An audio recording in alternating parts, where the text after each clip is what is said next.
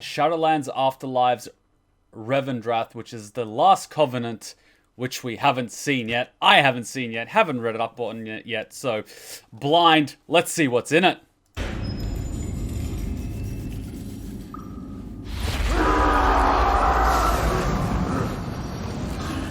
Speakers are working.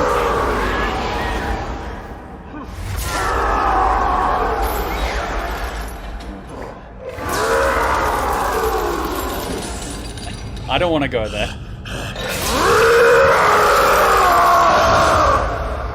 And I think it's Garrosh. I think it's Garrosh.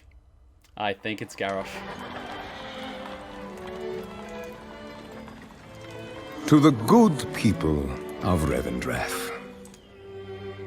It is with optimism that I address you today. Though these are challenging times. Firstly, I assure you that our holy mission to help the most violent and wicked souls atone for their sins is and always will be our utmost priority. Our rituals are effective. Our judgment keen but fair.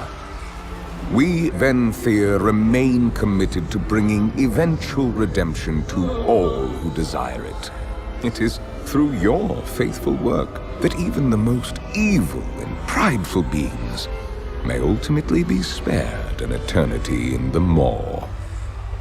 Unfortunately, of late, the flow of such hubris-ridden souls has virtually ceased.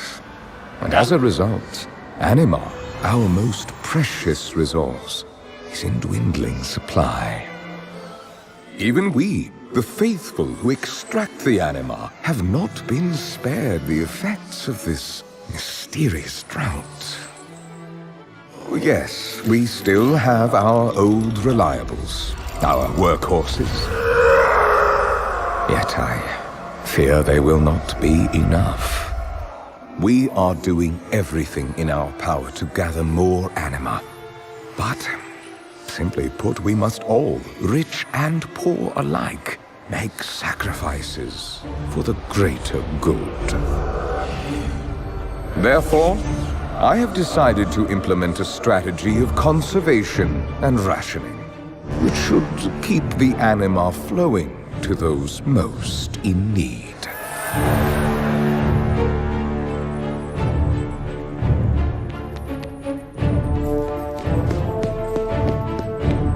In this manner, we will keep our people strong and our land healthy, despite the efforts of those who would use this crisis to further their own ends and rebel against the rightful structures of our society.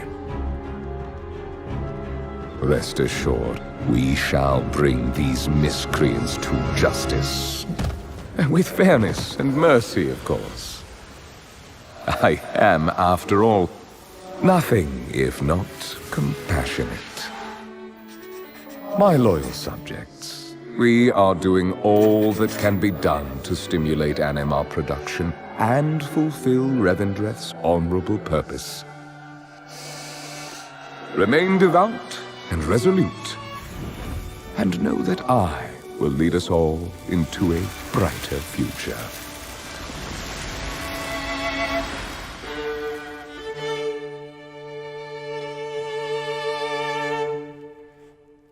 I'm sorry, but this is reminding me of the British Empire throughout, I don't know, all of fucking history. Wow. I don't think I need to give much context to that, do I? The guy's an asshole. I think Garrosh takes after his dad. His will is not easily broken. He's a stubborn bastard, but you can definitely appreciate that. And them saying that the supply of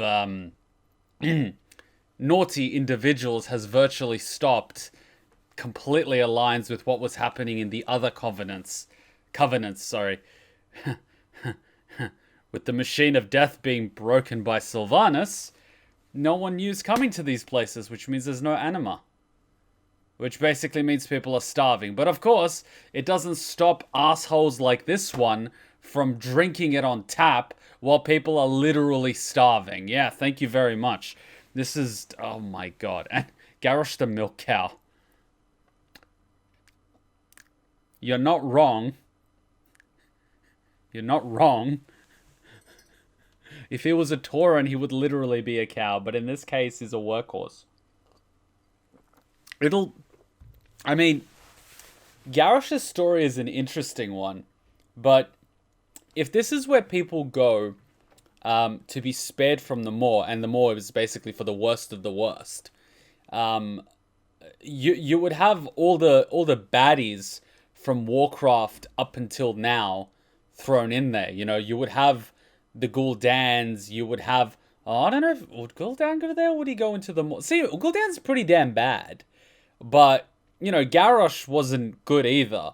Like, there's a lot of bad guys. I mean, if Garrosh is in there and, you know, he can be extracted and spared from the Maw, then there's a fair few people that would have gone there. You know, a lot of the Alliance captains from the first two wars that were running internment camps, a lot of the warlords from Draenor that were responsible for a lot of the genocides would probably also go there, because let's face it, Garrosh isn't any better, and he's there.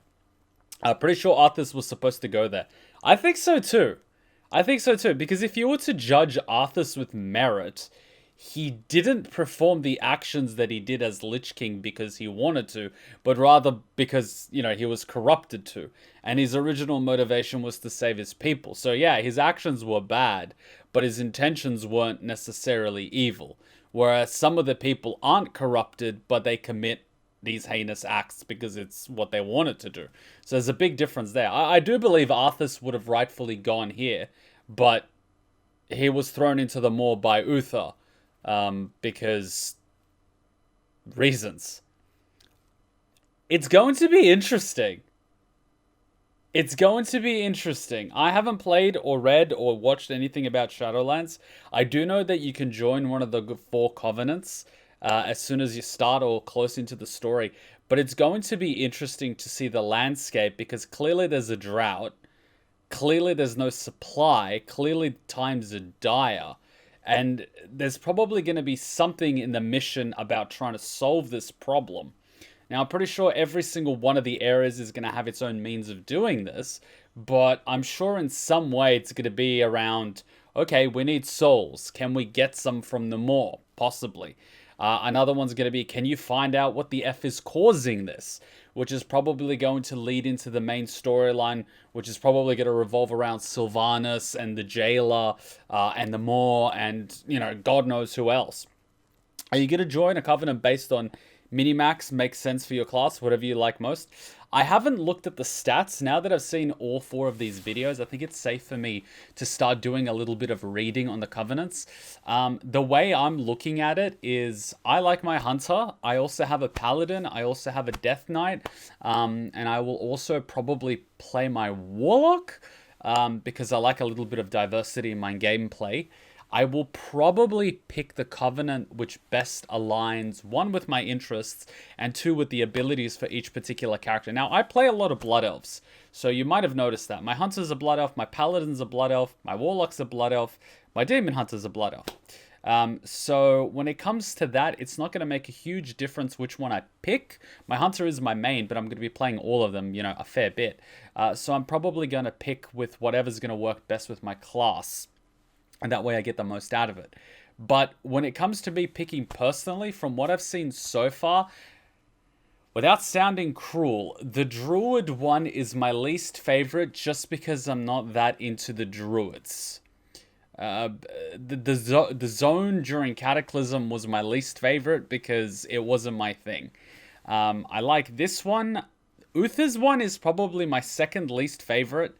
The Warrior one from last week would probably be my favorite, just because I think it's cool. I would really like to see what's going on there. This would be my second pick. The Uther one would be the third, and the Druid one would be the fourth. Now, I don't know what their abilities are, but, you know, story-wise, that would be my sort of pick.